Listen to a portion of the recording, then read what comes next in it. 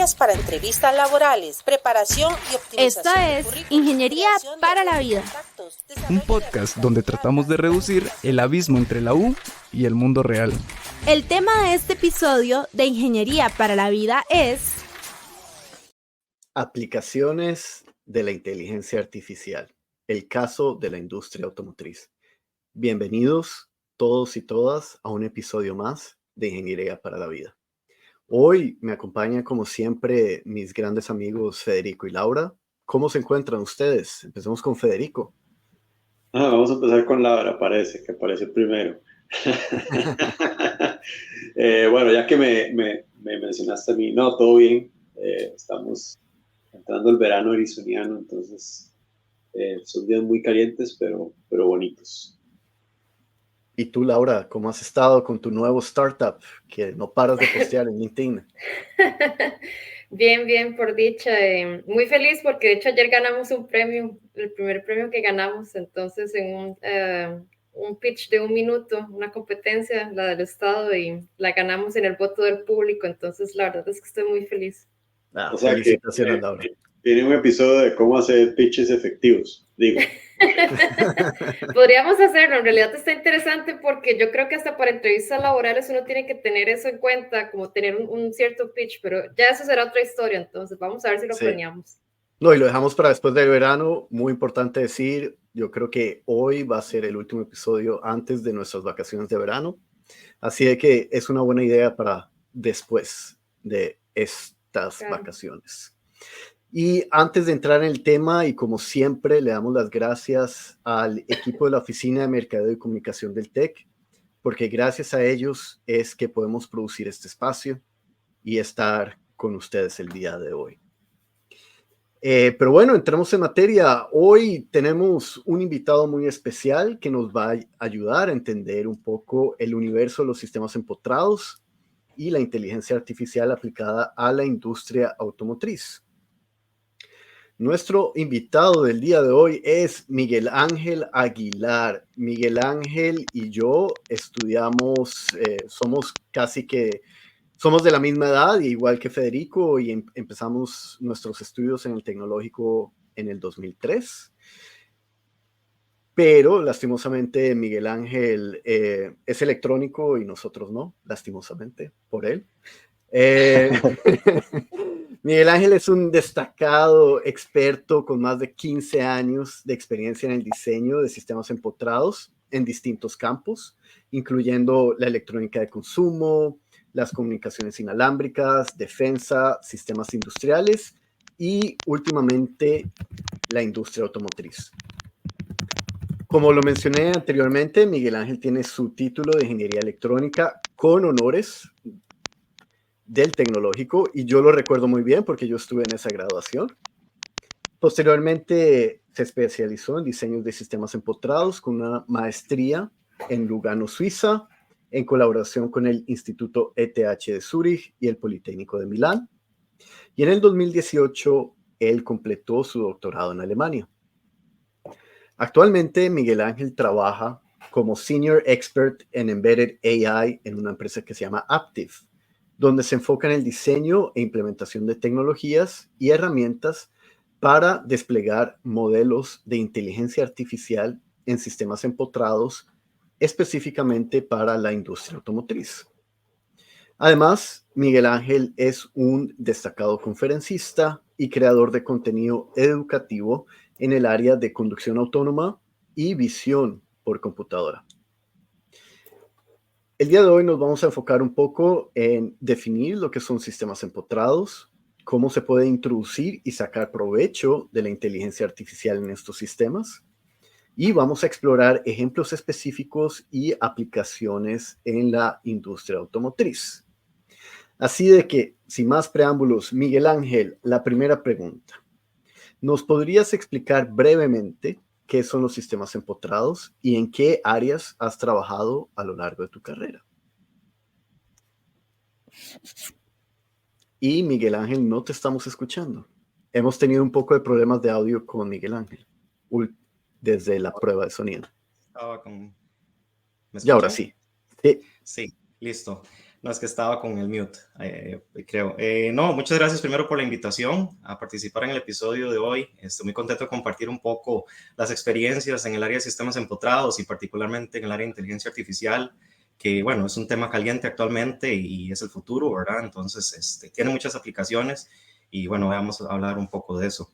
Primero que todo, sistemas empotrados es algo más común de lo que ustedes imaginan. De hecho, la mayoría de sistemas electrónicos que tenemos alrededor de nosotros son sistemas embebidos. Se definen como sistemas electrónicos de propósito específico.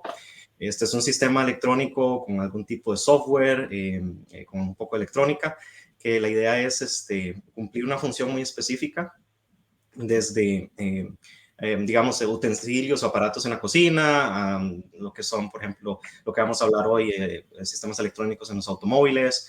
Inclusive el smartphone es considerado un sistema empotrado. Inicialmente era un propósito específico, ya se convirtió casi como una computadora, entonces ya su aplicación, bueno, es más general. Pero la idea es esa, que es un sistema electrónico, tal vez con un diseño, digamos, muy específico, para un área específica, y de hecho sus capacidades de computación son limitadas, es decir, no es una supercomputadora en sí misma, porque está optimizado para una aplicación particular que sea muy eficiente. Y bueno, esto hace que, bueno, como ustedes pueden ver, la explicación de qué es un sistema empotrado es demasiado amplia. Eso me ha permitido también poder trabajar en diferentes áreas, desde la electrónica de consumo, con productos interesantes de consumo, de experiencia de usuario, también con un poco el área de defensa, sistemas industriales, y actualmente estoy en el área automotriz. Entonces es muy variado, ¿verdad? Entonces en cada área pues he logrado aprender un poco de diferentes aplicaciones de sistemas embebidos, y actualmente durante los últimos 5 años me he enfocado en la aplicación de inteligencia artificial y sistemas embebidos. Y Miguel Ángel, ¿cómo llega un ingeniero latinoamericano a trabajar en sistemas tan sofisticados? ¿Cuál fue tal vez ese camino para llegar ahí? Claro, bueno, primero que todo, el área de sistemas embebidos no es algo extraño para Costa Rica. Hay una buena comunidad que trabaja en eso, egresados del TEC, por supuesto, y muchas otras universidades. Entonces, en Costa Rica y en Latinoamérica, sistemas embebidos como tales está bastante presente. Hay bastantes compañías ya trabajando en eso. Por supuesto, la aplicación a sistemas embebidos, al área de inteligencia artificial es algo más reciente. Pero en Costa Rica sí hay buena presencia de eso en realidad. Entonces eso le permite a uno no solo estudiar el área en Costa Rica o en Latinoamérica, sino aplicarla propiamente en el país sin necesidad necesariamente de salir de Costa Rica o del país propiamente. Cuando yo estaba en Costa Rica, trabajé en una empresa que se llama Richron, que todavía está en Costa Rica, que ellos desarrollan todo tipo de sistemas empotrados, inclusive inteligencia artificial recientemente, y asimismo hay otras compañías en Costa Rica que se dedican al área. Y durante los últimos 10, 12 años también contribuido con una maestría de electrónica en el TEC, que se enfoca en sistemas embebidos. Entonces eso también, por supuesto, desde el área de académica, hay cosas que están pasando, y bueno, ya es más de una década que estamos por ahí contribuyendo a formar ingenieros en esta área, ¿verdad? Eso me parece excelente, digamos, esa contribución a las futuras generaciones y a las presentes generaciones. Y ya nos dijo que estuvo trabajando en diferentes áreas de sistemas embebidos, desde el área de consumo hasta automotriz, pero específicamente en esta parte automotriz, ¿por qué en el área automotriz? Y no sé si tal vez medio lo respondió en el sentido del lugar donde está trabajando ahorita, pero sí, si nos puede aclarar por qué específicamente para sistemas automotrices. Ok, sí, precisamente, digamos, tal vez antes, como un preámbulo a esta respuesta, yo, después de trabajar en Costa Rica, en esta empresa Richron, yo tenía la licenciatura del TEC y pensé especializarme un poco más en sistemas embebidos, y tuve la oportunidad de estudiar en Suiza, en una maestría con énfasis en sistemas embebidos, y posteriormente hacer mi doctorado en Alemania, también en el área de sistemas embebidos. Entonces yo, pues, me especialicé muchísimo más en esta área, y al estar en Alemania yo dije, bueno, ¿por qué no el área automotriz? Porque Alemania pues, es una potencia a nivel automotriz, y experimentar un poco qué significa trabajar en esta área, ¿verdad? Y eso también lo combiné con el área de inteligencia artificial. Entonces para mí fue una excelente, digamos, combinación, sistemas embebidos, inteligencia artificial, el área automotriz en Alemania. Entonces todo se juntó para que yo pudiera empezar a trabajar en esta área. Y fue donde yo comencé a aprender un poco más de inteligencia artificial, porque es una ley reciente y honestamente, digamos, a nivel de universidad, por supuesto, cuando nosotros estudiamos no existía eso como un énfasis. Entonces es algo que uno aprende sobre la marcha y eso es importante, que uno se esté actualizando, se esté reinventando a nivel profesional y siguiendo las tendencias que hay, ¿verdad? Como inteligencia artificial y poder combinarlo con experiencia previa en sistemas embebidos. Así es como yo llegué a esta área de automotriz. Correcto. Federico está en mute. Sí, ya estaba yo mi conversación conmigo mismo. Yo me declaro un fan de los carros, siempre lo he sido. Y obviamente, conforme estudié ingeniería, pues me di cuenta de la importancia de la electrónica en los carros. Entonces, creo que ahí nos gustaría entender un poquito más de esa importancia. Lo más que voy a decir antes de preguntar es, creo que en los últimos años hemos visto como las pantallas de los carros se hacen más grandes. Ahora, básicamente, todos parece que traen un iPad en el centro. Y uno se da cuenta que no todos esos sistemas hacen lo mismo. O sea, en algunos vehículos son sistemas de entretenimiento nada más. En otros vehículos son sistemas realmente de control, sobre todo en los carros eléctricos. Entonces, tal vez si nos pudieras dar tu opinión o tu perspectiva de cómo, la importancia de esos sistemas en los automóviles y cómo ha evolucionado hasta ver lo que estamos viendo hoy en día. Está muy interesante esa pregunta y de hecho es muy relevante porque es la electrónica y los sistemas embebidos están en un proceso de cambio en la industria automotriz. De una perspectiva clásica de la industria automotriz, a lo largo de los años el número de procesadores comenzó a incrementar. Eso se llamaba Electronic Circuit Unit, ECUs. Eso quiere decir que carro a carro, generación tras generación, el número de ECUs se incrementaba. Eso quiere decir que la complejidad incrementaba. Sin embargo, estos ECUs eran bastante sencillos, eran controladores, microcontroladores que ejercían una función muy específica, de nuevo, sistemas embebidos, pero no era nada similar a lo que tenemos hoy en día como digamos, un smartphone o algo así, ese nivel de computación. Entonces, recientemente hubo un cambio también un poco asociado con el tema de carros eléctricos, en donde se va de esta arquitectura con un montón de ECUs o de Electronic Central Units a una arquitectura donde hay menos procesadores, pero más poderosos, similares a los procesadores que hay en un tablet, en un smartphone. Entonces, son menos procesadores, pero más poderosos, ¿verdad? Y eso también tiene implicaciones en la reducción de cableado, ¿verdad? Porque antes eran tantos procesadores, tantos sensores por todo lado que eso tiene un peso en el carro. Entonces está esta transformación hacia una arquitectura que se llama arquitectura de procesamiento central. Entonces se hace más liviana, pero más poderosa computacionalmente, ¿verdad? Entonces esto a nivel de hardware habilita, por supuesto, lo que vamos a hablar hoy de inteligencia artificial y un poco más después, tal vez un poco el tema del Software Defined Vehicle, porque el hardware nos está ayudando a proveer esa potencia, esa capacidad para software. Y de hecho, la revolución que vemos hoy en día en inteligencia artificial está habilitada por las capacidades computacionales que han mejorado, ¿verdad? Que eso habilita algoritmos más complejos. Entonces ya es como se pasó de esos ECUs sencillos que prenden y apagan algún actuador a algo ya más complejo que lo que tenemos hoy en día, y eso es el futuro. Entonces, conforme el sistema, como lo estás explicando, el sistema podríamos decir que era un poco más complejo porque había más cantidad de procesadores, más cableado, etc. Digamos que se ha ido simplificando, pero a la vez permite tener mayor funcionalidad. Entonces, digamos, desde el punto de vista profesional y cómo vos tuviste que adaptarte a estos cambios, ¿verdad? ¿Qué retos presenta estos cambios en arquitectura y cómo mantenerse al tanto, ¿verdad? De estas cosas, porque parece que van rapidísimo ahora. Sí, claro. No, ese cambio, por supuesto, es fundamental en la industria automotriz. La industria automotriz, uno de los retos es la seguridad. Porque en este caso, si algo falla, no es como case, tuve un problema con una aplicación, la cierro y la vuelvo a iniciar y todo bien. En el área automotriz hay vidas humanas en juego. Entonces, el proceso digamos, de certificación, de verificación es mucho más lento. Entonces, eso es uno de los retos para uno como ingeniero, de desarrollar algo con ese nivel de responsabilidad y de todos los estándares y evaluaciones y certificaciones que eso requiere.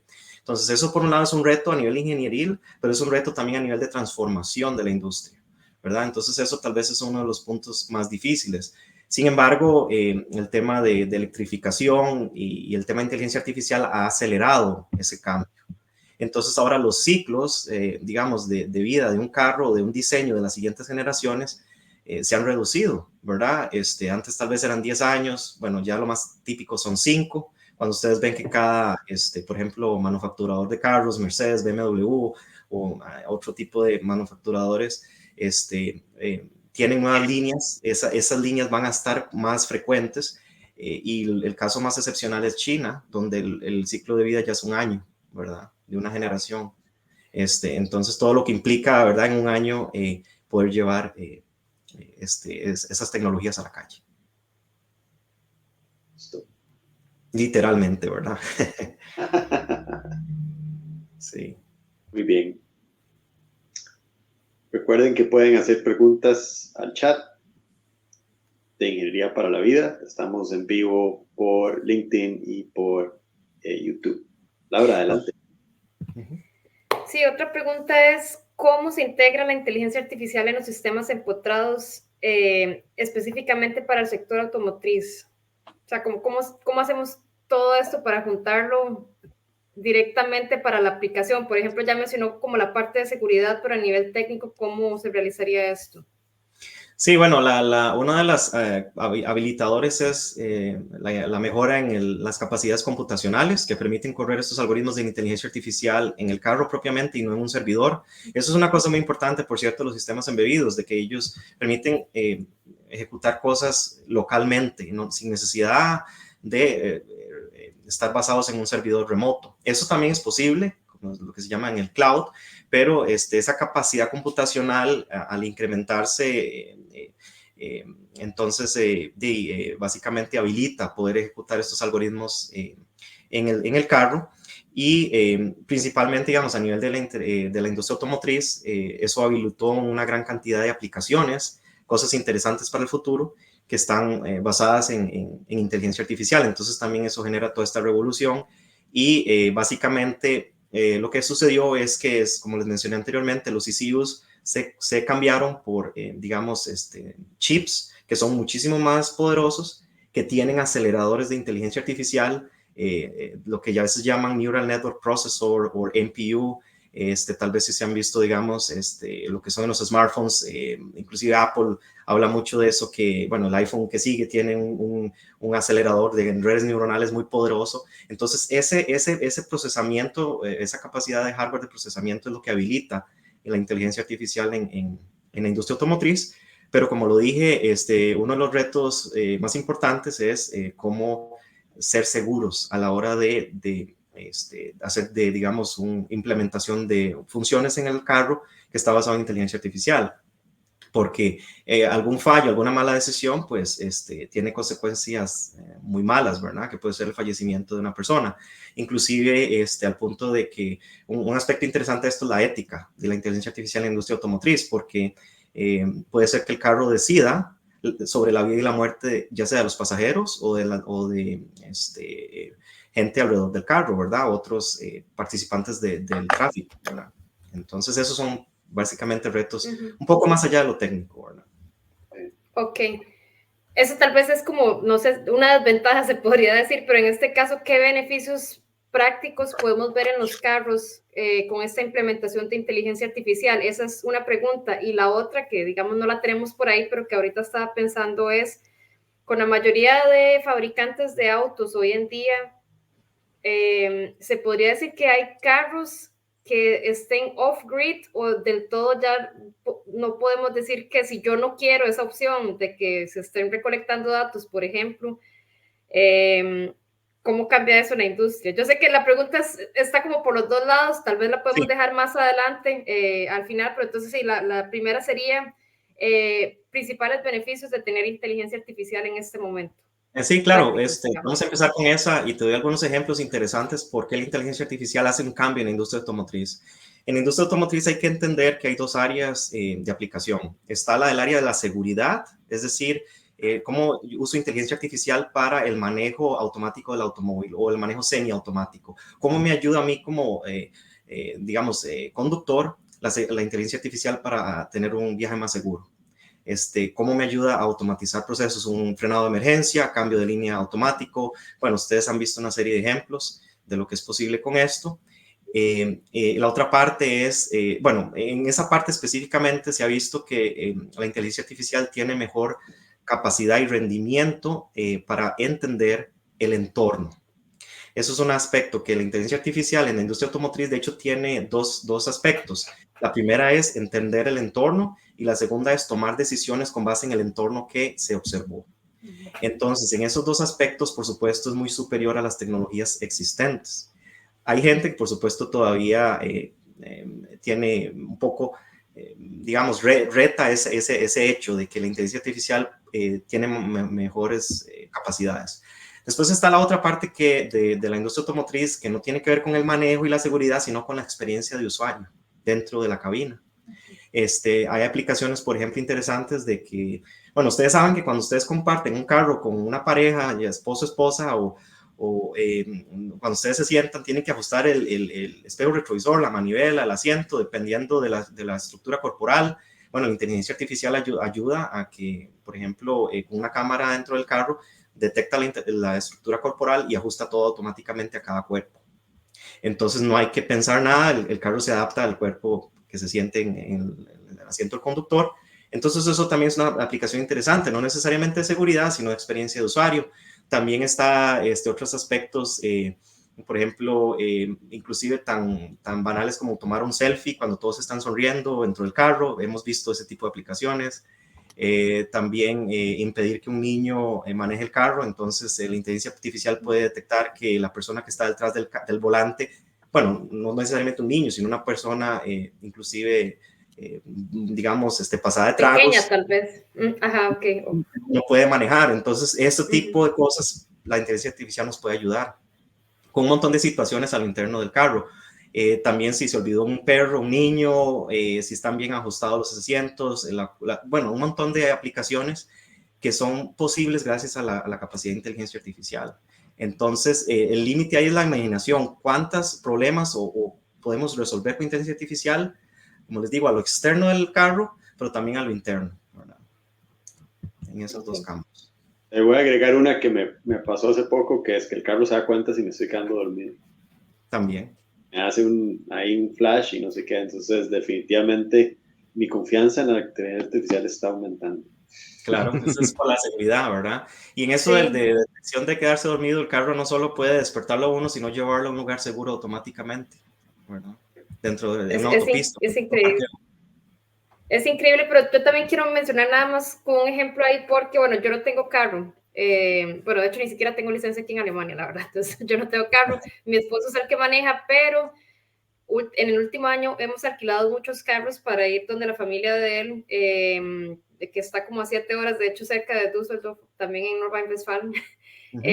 Entonces, hemos visto una gran variedad de carros relativamente nuevos, porque son carros de rent-a-car, y es increíble ver cómo cada sistema, o cada compañía tiene ciertas cosas, aunque aquí ya, bueno, hay muchas compañías que están juntas, son marcas diferentes, pero están juntas, pero ciertas cosas que dentro de un carro y otro cambian. Y hay un ejemplo, estos sensores, no sé cómo lo podría llamar, este sistema empotrado de que si el carro va en la línea, él detecta si uno se sale o no de la línea del carril, digamos. El problema es que en muchas autopistas de Alemania están haciendo reparaciones, ¿verdad? Que es bastante común. Entonces ponen estas líneas amarillas temporales y el carro tiende a que no es por ahí. Entonces entra como ese forcejeo entre el conductor y el carro en sí mismo, porque no está seteado lo que se está arreglando en ese momento. Entonces es un poco complicado, porque en algunos carros no se puede quitar eso del todo, de los que hemos probado, y en otros no es problema para quitarlos, porque si no ya pasamos la barrera de que deja de ser seguro en ese caso. Claro.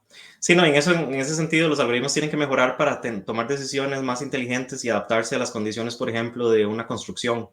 Diferenciar, por ejemplo, entre las demarcaciones temporales y las demarcaciones fijas para no confundirse con las líneas.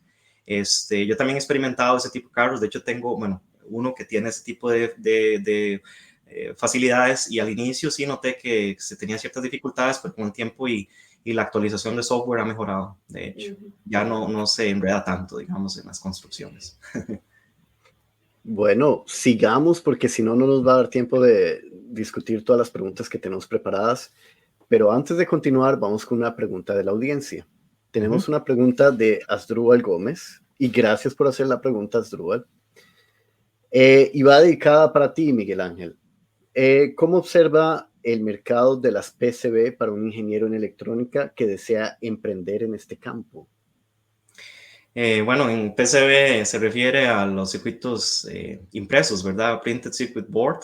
Eso es básicamente, eso es un área general, porque gracias a los circuitos impresos, pues tenemos estos sistemas no solo en el área automotriz, sino que en otras áreas de aplicación. Entonces, el área de hardware también es muy importante para la industria automotriz y en contexto de inteligencia artificial como tal. Por supuesto, es un aspecto muy genérico, ¿verdad? Eso no tiene específicamente que ver con inteligencia artificial, pero las perspectivas son muy importantes. Hay oportunidades en esa área, y más allá de la industria automotriz, porque obviamente los PCBs están en todos los carros, ¿verdad? Porque estamos moviéndonos a un carro más electrificado, más electrónico, y por supuesto eso está de un aspecto físico habilitado a través de un PCB, ¿verdad? Que es la placa donde están los circuitos, ¿verdad? Los chips. Ok, perfecto. Por supuesto, una cosa más, para el área automotriz, la cosa delicada es la certificación y la seguridad. Si uno se mete a emprender en esta área, tiene que estar muy seguro de que lo que está uno desarrollando es seguro, ¿verdad? Para efectos de evitar problemas.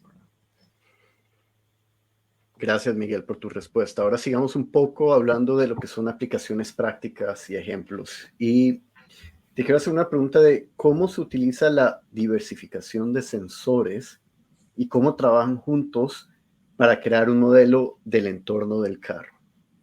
Sí, esa es muy buena pregunta. También para entender básicamente cómo los carros toman decisiones y se enfrentan a las situaciones de tráfico en la calle. Como yo les mencioné anteriormente, hay dos áreas de aplicación: el área externa, de entender el entorno del carro, y el área interna. Desde la perspectiva de lo externo del carro, hay muchos sensores.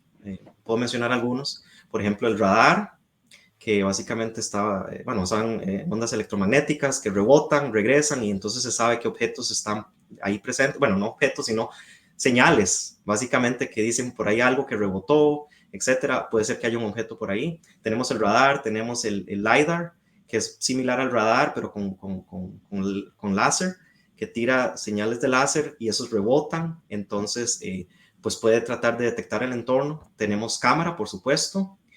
Lo que se llama la vista estereoscópica, como el humano, que no solo es una cámara, sino son dos. Entonces, por la vista estereoscópica podemos detectar distancia con objetos, y eso es fundamental para frenado de emergencia, para entender qué objetos tenemos enfrente del carro, o seguir un carro para mantener la velocidad del carro al frente. Entonces tenemos la cámara, y para parqueo tenemos sensores ultrasónicos, para mencionar 4. De ahí en fuera también están los giroscopios, etcétera. La idea es que todos los sensores tienen ventajas y desventajas. Para darles un ejemplo, ustedes podrán entender que en una nevada o una lluvia muy fuerte, la cámara va a tener problemas para ver muy lejos del carro qué está pasando enfrente mío o alrededor, porque está limitada por el aspecto visual. Pero ahí es, por ejemplo, donde la cámara se puede complementar con el radar, que el radar no se afecta tanto por aspectos meteorológicos. El LiDAR tiene otra ventaja, que puede generar información de alta resolución alrededor del carro. Entonces, cada sensor tiene sus ventajas y desventajas, y el punto es que combinando esos sensores podemos crear un modelo más preciso del entorno y, por supuesto, más seguro. Y esto va a ser una entrada para los algoritmos de inteligencia artificial para entender qué está pasando en el entorno. Tengo un carro en el frente, tengo una motocicleta al lado, hay una bicicleta por allá, hay una persona caminando por allá, porque obviamente los sensores nada más tiran señales, y entonces, pero eso no significa nada, son simplemente puntos o imágenes, y eso es un carro o una persona, nadie sabe. Entonces, inteligencia artificial puede diferenciar eso gracias a esa combinación de sensores que juntos se complementan uno al otro, y lograr un modelo más preciso. Este tema es un poco también, se puede decir, polémico porque, por ejemplo, Tesla y Elon Musk siempre ha dicho que la cámara es suficiente. Es lo único que se necesita. Pero la industria automotriz y otras compañías no creemos en eso. Creemos en la combinación de sensores para tener mejor confiabilidad del modelo que se genera, ¿verdad? Pero esa es la idea, generar un modelo uniforme basado en múltiples sensores. Entonces, bueno, digamos que estamos hablando de las entradas de datos, ¿verdad? Y obviamente, ya digo obviamente, pero no todo el mundo piensa que esto es obvio. Sabemos que para la inteligencia artificial hay que tener una gran cantidad de datos para que sea más fidedigna, para que sea, digamos, más precisa. Entonces, teniendo todas las entradas de datos, estamos alimentando modelos. ¿Qué va a pasar en los siguientes 5 o 10 años, Miguel? O sea, ¿qué vamos a ver? ¿Qué cosas vamos a ver que son, digamos, producto de la utilización de inteligencia artificial? Y tal vez en las respuestas, si también nos pudieras explicar un poquito esto de los 5 niveles de autonomía que existen, ¿verdad? Porque yo creo que va por ahí más o menos. Claro, para empezar con los niveles de autonomía, de hecho se hablan entre 5 y 6, porque a veces empieza con el nivel 0, donde de 0 a 2, o sea, los primeros 3 niveles, el humano tiene el dominio de la percepción alrededor del carro. Entre más incrementemos el nivel, más automatización va a haber. Normalmente los carros modernos están entre nivel 1 y 2, que decimos que tenemos sistemas de asistencia, o eso se llaman ADAS, Advanced Driver Assistance Systems. Entonces estamos en el nivel de asistencia todavía. Del nivel 3 al 5 tenemos que la percepción del entorno es totalmente manipulada por el carro. Entonces va a haber niveles de autonomía más altos y participación del humano menor. Entonces eso va de 0 a 5, en donde la participación del humano se disminuye y el dominio de la máquina o de la inteligencia artificial prevalece. Y podríamos decir de nuevo que estamos entre un nivel 2 a 3. De hecho, hay niveles intermedios, ¿verdad? Yo le mencionaba a Daniel hace poco que este proceso, mucha gente lo ve, el objetivo y el éxito se dice cuando llegamos al nivel máximo de autonomía 5. Yo lo veo diferente, yo lo veo que cada nivel va a lograr sus éxitos y nos va a ayudar a tener carros más confiables, ¿verdad? Cada nivel tiene su mérito. Y los alemanes muy interesantemente dicen que el objetivo es el camino, no es el final. Entonces yo lo veo de esa manera, que cada nivel que vamos logrando de autonomía son éxitos que estamos teniendo en la industria automotriz, ¿verdad? Para aspectos de seguridad principalmente. Entonces, y ahí tuvimos, tú y yo ahí tuvimos una discusión porque aquí en Suecia no lo estamos viendo de la misma forma. Bueno, yo específicamente que trabajo en Scania, que hacemos camiones y hacemos camiones autónomos. Bueno, ya ahorita, de hecho hace un mes se comenzaron a vender camiones autónomos para usos específicos, usos cerrados, porque la empresa no ve la factibilidad de poder poner camiones 100% autónomos en las calles por temas de seguridad. Entonces, allá ustedes tienen otra visión de que puede ser posible, pero aquí ya probando los camiones, ya decimos, va a ser muy difícil poder llegar a ese nivel, claro, a un nivel 5 o 6. Claro, por eso digo que no todo se trata de llegar a ese último nivel, sino se trata de lo que vamos logrando en cada peldaño hacia ese nivel 5 de automatización. Y si llegamos al 3 o al 4, ya es mucha ganancia para la seguridad y la experiencia del conductor. Entonces yo lo veo de esa perspectiva como un éxito, sin pensar que el único éxito es en el último nivel, ¿verdad? Por supuesto es donde queremos ir, y esa es la respuesta. De los 5 a 10 años vamos a ver cómo nos vamos a mover del nivel 3 hasta el 4. El nivel 5, por supuesto, es debatible, ¿verdad? Yo nada más quiero hacer un comentario muy rápido ahí, porque yo creo que eso, o sea, no es tal vez que no se pueda llegar hasta ese nivel, pero es la responsabilidad de parte de la empresa de llegar a ese nivel, porque creo que no es lo mismo que haya un accidente con un camión que puede impactar más gente o puede causar más daño que un carro o no sé, una moto autónoma o algo así. Entonces, me imagino que también el tema de liabilities, de responsabilidades, no querer tomarlo por ese sentido puede ser un poco a nivel ético y bueno, que pues eso puede costar toda la compañía al final. Sí, hay una responsabilidad muy grande porque como lo mencioné anteriormente y es obvio, hay responsabilidad con la vida humana, ¿verdad? En el área automotriz, entonces hay que tomarlo con cuidado.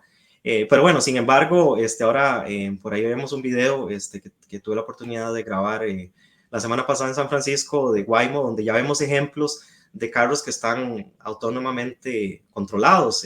Waymo tiene estos carros que parecen ahí como de laboratorio, como robots, donde son robotaxis que la gente puede utilizar, registrarse y usarlos.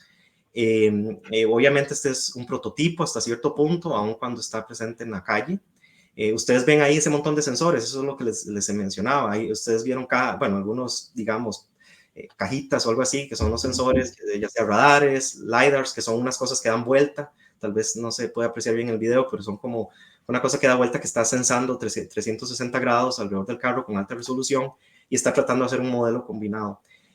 También hay que aclarar que en estos ejemplos de robotaxis que tenemos actualmente como prototipos, también están haciendo trampa, porque no es solo, es impresionante verlos manejar solos, ¿verdad? Y uno sentarse y ver que no hay un conductor. Lo que digo de trampa es que también usan mapas de ciudades muy bien estudiadas. Entonces el mapa ayuda a que el carro pueda navegar correctamente en esas calles. Entonces, además de los sensores, el tema de mapas de alta resolución ayuda. Y eso es una cosa que sería como un quinto sensor, digámoslo así, para el carro, pero en el ejemplo de Waymo y otras compañías de robotaxis se basan mucho en los mapas de alta resolución para hacer este tipo de prototipos posibles en la calle, en donde la gente inclusive los puede usar, ¿verdad? Pero esto es como una probadita del futuro, ¿verdad? Se puede decir estos carros de Waymo y otras compañías que lo hacen también. O sea, en Costa Rica, no sé, con la resolución de cómo Esta es la están prueba. las calles. Pero yo, bueno, ahí más bien, Laura, yo creo que sí. Por ejemplo, Israel es uno de los países que está más a la vanguardia en esto, ¿verdad? Y también manejar ahí es un enredo. Yo diría, si yo estoy diseñando esos carros, yo los mando a la India, a Vietnam, a Costa Rica, ¿verdad? En lugares más complejos donde ahí sí lo ponen una prueba, porque yo no sé si ese taxi de Waymo en una rotonda, yo no sé cómo le iría, para ser honesto, ¿verdad?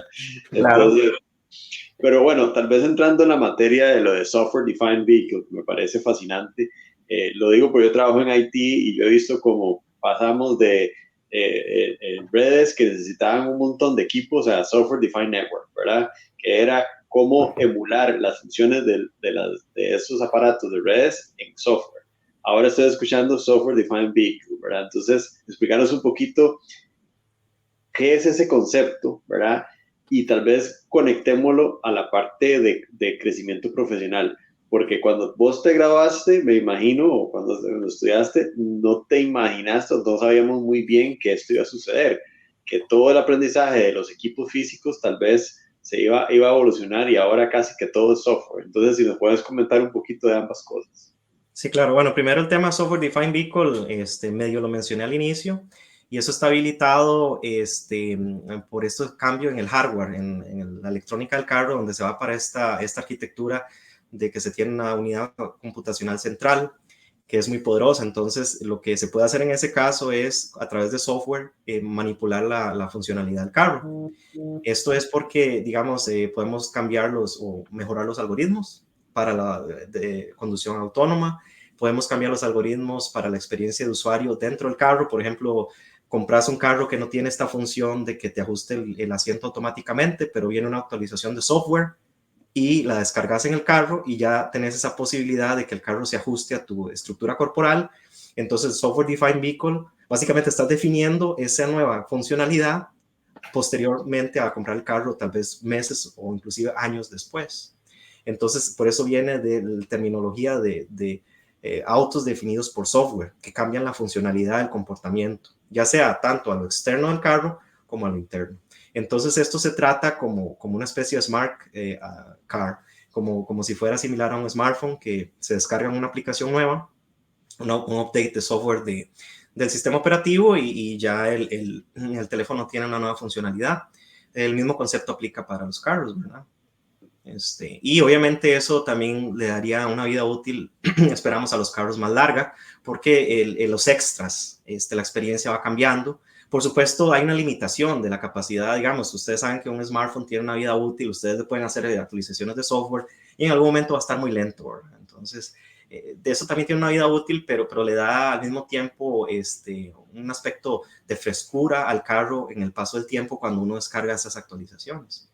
Y como les digo, está la parte de experiencia de usuario, pero la parte también más delicada, que es el manejo y la percepción a nivel autónomo. Pero ambas cosas pueden ser manejadas por software y actualizadas, ¿verdad? Y la segunda parte, que era cómo tú te mantuviste al tanto, o sea, cómo lograste evolucionar de ingeniero electrónico que estudió, digamos, los sistemas con hardware, software, y ahora el énfasis en software es muchísimo mayor. ¿Cómo lograste seguir creciendo en esa parte? Claro, o sea, a pesar de que yo estudié la ingeniería electrónica y eso suena como mucho hardware, al final uno hace mucho software, ¿verdad? Y cómo me mantuve al tanto, pues, como mencioné, vine a Europa, a Suiza, a hacer la maestría, después el doctorado en Alemania, pero actualmente una de las formas que yo uso para estar al tanto, no solo es lo que aprendo el día a día en mi trabajo, sino también trato de ver más allá de mi puesto de trabajo, de mi compañía, y de hecho me gusta atender a conferencias y incluso en los últimos 2 años soy coorganizador de un workshop de inteligencia artificial en Embedded Systems. Este año tuvimos una afluencia muy buena de gente digamos, de Huawei, de empresas como Bosch, de compañías no solo de automotrices, sino como les expliqué, de Huawei, del área digamos, de sistemas móviles. Tuvimos gente también, no solo de compañías, sino también de universidades como Stanford. Entonces, eso es una forma de que creé mi propio ambiente para ver qué está pasando a mi alrededor, en otras compañías, en otras universidades, es decir, para traer la industria y la academia juntos a hablar de estos temas. ¿Qué están haciendo? ¿A dónde vamos? Y no estar como en una burbuja en mi cubículo donde yo trabajo. Entonces, es muy importante para uno estar actualizado, ¿verdad? El tema de hablar fuera de la compañía donde uno está, atender a conferencias, y en este caso pues es un poco especial, pero tuve esa oportunidad de ser coorganizador de un workshop en este tema, ¿verdad? Una vez al año. Sí. Y gracias Federico por esa pregunta, porque nosotros en general en este podcast tratamos de hablar mucho de lo que es retrainings y seguir aprendiendo y guiarse con las tendencias, y con esa respuesta Miguel Ángel nos diste la clave de no quedarse en el cubículo, sino meterse en el tema, tratar de organizar conferencias, tratar de ser un líder en el tema. Y eso es un tema que no habíamos tocado hasta ahora. Creo que es una muy buena estrategia y nos pone un reto muy grande a todos nosotros de cómo liderar ese cambio uno mismo. Así correcto, no solo para participar activamente. Uno puede buscar en internet algunos blogs, papers, leerlos, qué está pasando, que es muy importante, pero también uno puede ser parte activa de eso más allá del puesto donde uno trabaja, sino también participar de esa comunidad, y eso es lo que a mí me gusta, estar activo en la comunidad, tener mi red y hablar del tema y ver qué pasa y qué podemos hacer, ¿verdad? Perfecto, Miguel. Sigamos. Y ya hablamos un poquito de este tema cuando tuvimos ese pequeño intercambio de palabras sobre qué es lo que pasa aquí en Suecia y qué es lo que pasa allá en Alemania. Y es muy importante entender qué es realmente lo que está pasando en las regiones más grandes del mundo, en las regiones que van a liderar este cambio. Entonces, ¿cuáles son las tendencias en los distintos países en términos de desarrollo de la inteligencia artificial? ¿Qué diferencias hay entre lo que es Alemania, China y Estados Unidos, que son básicamente los 3 países donde mayor impacto se está dando en la aplicación de inteligencia artificial en la industria automotriz? Sí, claro, es una pregunta muy interesante porque cada región tiene sus particularidades. De hecho, para responder esta pregunta, lo puedo ver desde 3 aspectos. El primero es la parte cultural, el segundo es la realidad de las calles de cada región, y el tercero es la parte legal y política. Entonces, la parte cultural es importante porque cada región tiene sus marcas de carros. No es lo mismo hablar de BMW y Mercedes que hablar de Ford o hablar de Honda y Kia. Yo he tenido la oportunidad de trabajar con clientes de todas las regiones y es muy interesante ver cómo uno lidias con una compañía en Europa, en Asia o en América. Tienen diferentes formas de trabajar. Entonces, esas formas obviamente impactan cómo se aplica la inteligencia artificial a sus carros correspondientes, ¿verdad? Ese es un aspecto cultural. desde el punto de vista de las compañías. El otro que mencioné es la realidad de las calles, pero eso no solo es en términos de infraestructura, sino cultural, pero del pueblo, digamos, de la gente. Porque, digamos, en Costa Rica ya mencionábamos cómo va a reaccionar un carro en esas condiciones. No solo por la estructura vial, que es diferente en cada país, China, Europa o América y Latinoamérica, sino cómo maneja la gente en la calle. Cómo yo entreno mi carro para que se adapte a cada región. Básicamente lo interesante es que, bueno, anteriormente hablábamos de cómo los sensores crean un modelo del entorno, pero también está la otra parte que les mencioné, que toma las decisiones, cómo toma las decisiones el carro en situaciones que se presentan. Entonces, por ejemplo, la pregunta es, ¿tenemos que entrenar el carro para que maneje como un chino, como un estadounidense, como un tico? ¿O tenemos que hacer diferentes modelos para que el carro maneje según la realidad de cada país? Entonces, eso es otro aspecto, ¿verdad? Que si está en Costa Rica, el carro tiene que manejar como tico, ¿verdad? Saltarse altos y ser más agresivo, etcétera. En Alemania todo se respeta, entonces es otro tipo de inteligencia artificial, ¿verdad? Eso es otro aspecto regional. Y después está el aspecto legal, ¿verdad? Porque la inteligencia artificial tiene muchas implicaciones y responsabilidades, y cada región, la Unión Europea, Estados Unidos y Asia, manejan eso de una manera distinta, ¿verdad? A nivel legal. Esos son los aspectos que yo veo cuando hablamos de temas regionales con inteligencia artificial en la industria automotriz. Y un comentario aquí como bonus adicional es el desarrollo tan acelerado que tiene China en carros eléctricos, en carros con inteligencia artificial, en todo esto, que básicamente está por delante de las otras regiones, ¿verdad? Entonces es un reto para Alemania, para Estados Unidos, ponérsele al corte, digamos, como dicen popularmente, a China, porque China también, ellos empezaron apoyando a la industria automotriz, construyendo las partes de carros, y ahora básicamente las ponen juntas y crean sus propios carros. Es decir, antes hacían las piezas de Lego y ahora básicamente arman el Lego completo, ¿verdad? Obviamente, bueno, eso es en el caso de China, y por supuesto para nosotros como latinoamericanos nos interesa el aspecto en Latinoamérica, y básicamente ahí tiene que ver todos esos retos legales, las realidades de las calles, qué tan factible es llevar esos carros a las calles de Latinoamérica, ¿verdad? ¿Cuánto cuestan? También honestamente, digamos, cada región tiene sus estándares de seguridad. Entonces no es lo mismo un carro que se maneja en Europa que en Costa Rica. Los estándares son diferentes y entonces las compañías tienden básicamente a cortar costos, ¿verdad? Según la región. Eso es otro tema importante. Inclusive con la parte de recolección de datos también. Me mencionabas eso. De la región.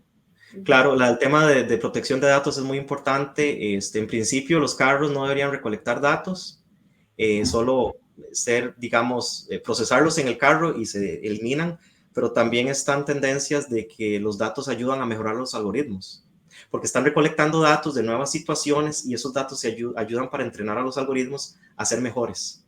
Pero hay estrategias de cómo hacer eso sin violar la privacidad de los pasajeros, de los conductores, o en general del tráfico, ¿verdad? De los participantes del tráfico.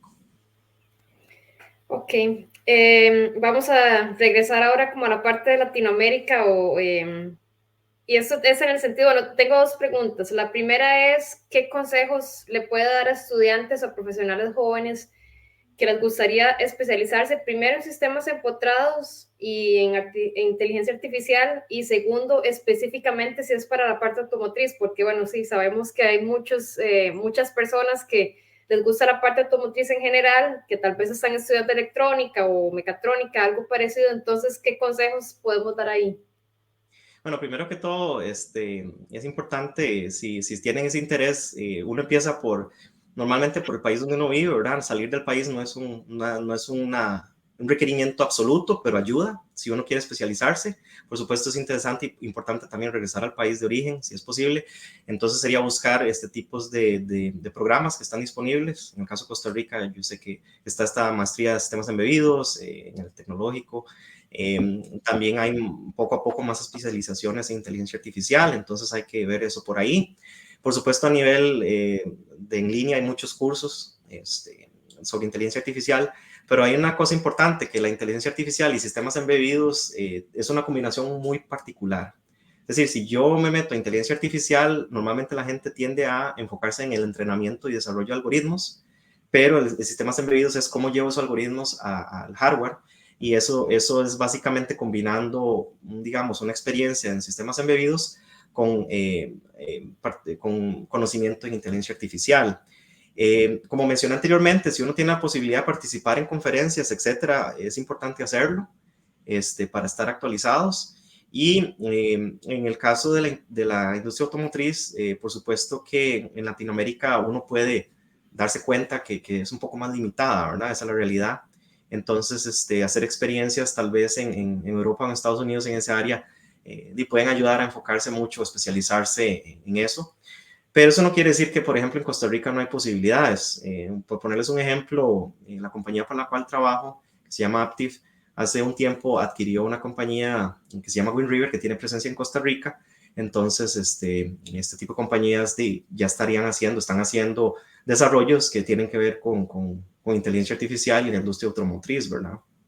Entonces, son posibilidades también que se abren a nivel local, ¿verdad? Ese es el ejemplo que conozco particularmente en Costa Rica. Lo cual indica que no necesariamente uno tiene que salir del país para especializarse, pero en esta área, por su naturaleza, ¿verdad? Básicamente se puede decir que tal vez es necesario una experiencia en el exterior, ¿verdad? Porque es muy particular, ¿verdad? Pero precisamente en ese sentido, ¿qué hace falta para poder potenciar ese conocimiento e investigación en Latinoamérica en estas áreas específicas? O tal vez llevarlas a otras parecidas, digamos, en sistemas embebidos, pues sí, pueden ser diferentes cosas, pero específicamente en Costa Rica y en Latinoamérica, ¿cómo podemos llegar a un nivel donde, digamos, compitamos con quienes ya están en el top? Primero que todo, en Costa Rica particularmente tiene un talento excelente, entonces es la materia crítica, la masa crítica está ahí, entonces nada más es de potenciarla y especializarla en ese tipo de áreas. Por supuesto, eso se necesita algún tipo de curso, maestría o cursos de actualización en el área automotriz para poner ese conocimiento ahí. Eso es por un lado, y por otro lado la inversión en donde haya posibilidades laborales para poner eso, porque por un lado es como como siempre, el cuento del huevo y la gallina. Se necesita gente que pueda trabajar en eso, sí. Pero y para eso hay que entrenarlos, educarlos en esa área, pero eso nada sirve si no hay donde aplicar eso en la industria, en la práctica, no solo como un proyecto ahí que hago en una universidad, sino pues quiero ponerlo en práctica en industria. Entonces también se necesita inversión en Costa Rica o en Latinoamérica, en donde se basa en inteligencia artificial, pero obviamente en este caso que estamos hablando hoy, la industria automotriz, que eso es un poco retador, pero como les digo, hay ejemplos donde compañías en Costa Rica hacen servicios o trabajan con tecnologías en el área automotriz. Entonces, de nuevo, es el aspecto de educación, pero también la inversión para poner en práctica eso en Costa Rica, ¿verdad? A nivel de la industria. Y ya como última pregunta relacionada a esto mismo, ¿hay algún país en Latinoamérica que esté destacando en la parte automotriz y sistemas embebidos? Bueno, en sistemas embebidos es difícil decirlo porque, digamos, mi experiencia es basada en lo que yo he visto en conferencias, etcétera. Argentina, recuerdo que estaba bastante bien en eso. México, por supuesto, un país muy grande, tiene universidades muy importantes. También su cercanía con Estados Unidos, pero Costa Rica no se queda atrás. El área de sistemas embebidos como tal, de manera genérica, no necesariamente en áreas de inteligencia artificial y a nivel automotriz, es muy fuerte. Costa Rica no está bastante bien. Hay mucha gente trabajando en esta área, lo conozco porque vengo de ese círculo, digámoslo así, y sé el talento que hay, pero tal vez el área automotriz no es tan fuerte, ¿verdad? Entonces, tal vez más México, diría yo. Pero vamos a ver, por ejemplo, otros cambios que va a traer el CHIPS Act, que ustedes ya hablaron un poco, que es una inversión importante en Costa Rica, que es un game changer para Costa Rica y que puede ir más allá de los chips, sino en áreas de aplicación como específicamente en inteligencia artificial en general y es particularmente en la industria automotriz. Antes de cerrar, Miguel Ángel, le va a hacer una pregunta bonus también. Ok. Dijiste algo cuando estabas hablando de la importancia de volver al país de origen. Sí. ¿Vos volverías a Costa Rica a ayudar a desarrollar esta industria o bien con algo relacionado con el CHIPS Act? Esa pregunta también se las tengo que devolver a ustedes para ver qué me responden. Creo que uno cuando sale del país, digamos, uno sale a Costa Rica, en lo personal, como una cosa no porque quiero salir de Costa Rica porque la estoy pasando mal, sino que Costa Rica queremos, tal vez, estamos curiosos del mundo, queremos aprender más. Eso fue mi motivación, porque yo vivía tranquilo en Costa Rica. Eso quiere decir que yo siempre he considerado poder volver. Eso está perfectamente factible, pero actualmente estoy en digamos, un proceso de carrera que va bastante bien. Eso no quiere decir que me olvide Costa Rica, pero sí me veo regresando si fuera necesario o si fuera posible y veo oportunidades.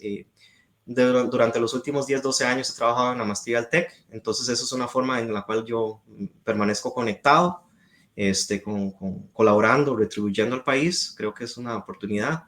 Y yo sé que la respuesta de ustedes está en este espacio también, que inició también con una forma de reconectarse y retribuir a Costa Rica. Entonces creo que tenemos una idea similar y buscamos esos caminos, ¿verdad? No necesariamente físicamente, pero tal vez virtualmente de momento. Pero posiblemente sí vería la posibilidad de regresar en algún momento. No me cierro a eso. Excelente. Pues sí, creo que estamos en la misma página. Miguel, muchísimas gracias por habernos acompañado el día de hoy. Creo que es un tema fascinante. En lo particular aprendí un montón y es una de las cosas que me emocionan y me encantaría trabajar en este campo.